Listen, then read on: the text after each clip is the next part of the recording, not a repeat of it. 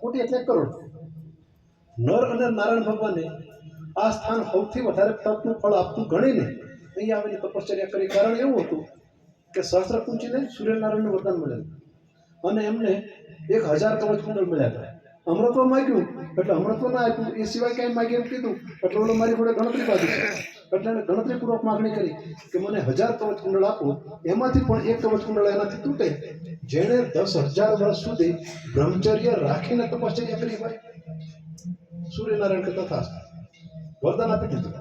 હવે જે તપ કરવા જાય એ લડાઈ કરે અને જે લડાઈ કરવા જાય એ તપ કરે. આમ તો અમર થઈ ગયો, પણ ઓલો હે ને રાક્ષસી સ્વભાવનો હતો. એટલે એને વિચાર્યું કે રખેને કોઈ તપ કરે અને એ 10,000 વર્ષનું તપ ભેગું થાય ત્યારે મારું એક કવચ કુંડળ જાય. એની કરતા દુનિયામાં કોઈને તપ ના કરવા દઈ તો હું અમર. એટલે હવે આમ ખબર કેમ પડે કે કેનામાં કયા લક્ષણો છે?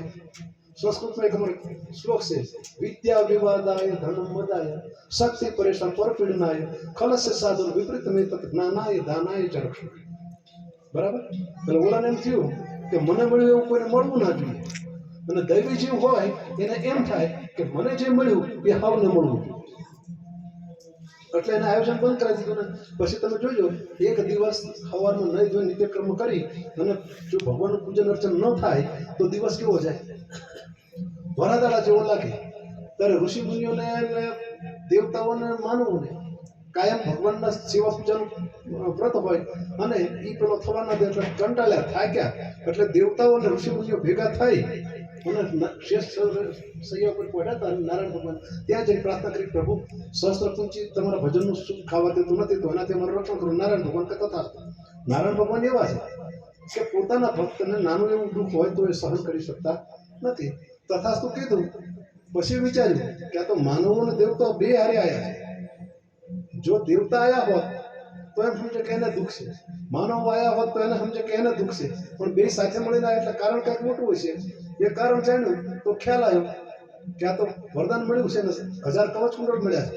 એને તોડવા માટે અખિલ બ્રહ્માંડમાં, આવા તો અનંત કોટી બ્રહ્માંડ છે, એ અખિલ બ્રહ્માંડમાં કોઈ એવા સ્થાનમાં જઈને તપ કરું કે જ્યાં જઈને તપ કરવાથી સૌથી વધારે ફળ મળે. અમે એવું તપ સ્થાન ગોતવા માટે આત્મચિંતન કર્યું, એમાં સ્થાન ચડ્યું. પણ બીજાના આધિપત્યનું કોકના ઘરમાં જઈને તપ થાય એ સ્થાન મેળવવું પડે કોઈ પણ પ્રકારે. એ સ્થાન મેળવવા માટે નારાયણ લીલા રચી. અહીંયા ઉપર ચરણ પાદુકા કરીને સ્થાન છે. ત્યાં ભગવાન સ્વસ્વરૂપે આવ્યા, ભેગું સ્વરૂપ એટલે મોટું ચરણારવિંદ છે. પછી માનવ જેવા બન્યા આ બાજુ મળ્યા, દિશાઓ એ બાજુ. અને અહીંયા બામણી ગામના ખૂણે એક લીલા ઢૂંગી કરીને સ્થાન છે. નીલ એટલે વાદળ, ઢૂંગી એટલે પથ્થર. એની ઉપર બેસીને રડવાની લીલા ચાલુ કરી. સમય એવો પસંદ કર્યો અહીંયા 6 મહિના માનવ વસ્તી રહી શકે. 6 મહિના માનવ વસ્તીથી રહેવાતું નથી એટલે માનવ વસ્તી નીચે જવાની થઈ હોય એવા ગાળામાં લીલા રચી અને રડવાનો અવાજ ચાલુ થયો. અને શિવ પાર્વતીજી આપણે તપ્તકુંડમાં નાવા જાવ છો ને ત્યાં જમણા હાથે આદિ કેદારેશ્વરનું મંદિર છે. જોયું પેલા? એ જગ્યાએ શિવ પાર્વતી રહેતા, એમની કુટિયા ત્યાં હતી. પણ બાળકના રડવાનો અવાજ ત્યાં પહોંચ્યો એટલે માતાજીથી રહેવાનું નહીં. એટલે એમણે શિવજીને પ્રાર્થના કરી, પ્રભુ માનવ વસ્તી લાગે છે કે બધા નીચે જતા રહ્યા છે અને કોઈ બાળકના રડવાનો અવાજ આવે છે, જો આપની આજ્ઞા હોય તો હું જઈને જોઈ આવું. શિવજી અંતર્યામી, એમને ખ્યાલ આવી ગયો કે આ તો નારાયણની લીલા. તો કે કોઈનું બાળક રહી ગયું છે એને આપણે લઈ આવીએ, પછી એના મા બાપની દશા શું થાય? નકામું આપણે પાર્કિંગ પરથી પડવું. થોડો સમય પસાર છે છતાં પેલો રડવાનો અવાજ બંધ ના રહ્યો. એટલે માતાજીએ ફરી વાર પ્રાર્થના કરી કે પ્રભુ હવે તો એવું લાગે છે કે કોઈ લેવા આવવાની સ્થિતિમાં નથી, જો આપની આજ્ઞા હોય તો. પ્રભુ કે જેવી તમારી ઈચ્છા. માતાજી હાલ્યા જે દિશામાં રડવાનો અવાજ આવતો હતો ત્યાં આવીને જોયા તો સુંદર બાળક રહે. અને સુંદર બાળક હોય તો માતાથી રહી શકાય ખરું? એટલે તરત જ તેડી લીધું.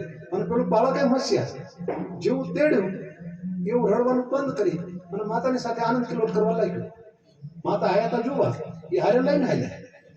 ત્યાં જઈને શિવજીને પ્રાર્થના કરી, પ્રભુ મેં ચારે બાજુ જોયું, કોઈ માનવ વસ્તુ દેખાણી નહીં, એટલે આને હારે હું લાવીશું. 6 મહિના આપણી હારે રાખીએ. 6 મહિના પછી માનવ વસ્તી જ્યારે ઉપર આવવાની થાય ત્યારે જ્યાં હતું ત્યાં મૂકી આવશું. જેનું હશે એ લઈ જશે, આપણે ઉપાધિશું. શિવજીની ઉપાધિમાં પડવું નથી અને માતાજી કે આમાં કોઈ ઉપાધિ નથી. એટલે કેવી ઘડીને વાત કરી દીધી. શિવજી કે જેવી આપની ઈચ્છા છે. બાળકને કુટિયામાં રાખ્યું. સાંજનો સમય થયો. સંધ્યા વંદન અને પરિભ્રમણ કરી અને જ્યાં કુટિયા પાસે આવવા જાય ત્યાં કુટિયા અંદરથી બંધ અને અંદરથી અવાજ આવ્યો કે હેમાં જગત કલ્યાણ માટે મારે અહીંયા તપશ્ચર્યા કરવી છે એટલે સ્થાન મારે જોઈએ. શિવજી કે તથાસ્તુ આ સ્થાન તમને આપ્યું હું હેલું કેદાર. ત્યારથી શિવજી કેદાર ગયા અને આ સ્થાન નારાયણ ભગવાનને તપ માટે મળ્યું. અહીંયા એવું કહેવાય છે કે બદ્રીનાથ અને કેદારનાથ બેના પૂજારી એક જ રહેતા. અહીંયાથી થાળ ધરાવી અને પછી કેદારનાથ થાળ ધરાવવા જતા.